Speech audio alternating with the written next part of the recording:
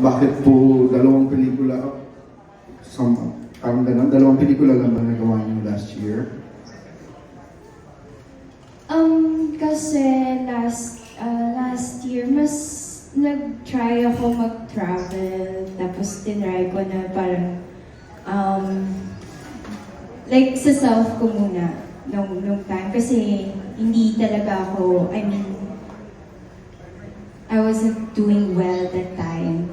So, tinry ko na magpahangin-hangin, mag-relax, yan. But then now, yeah.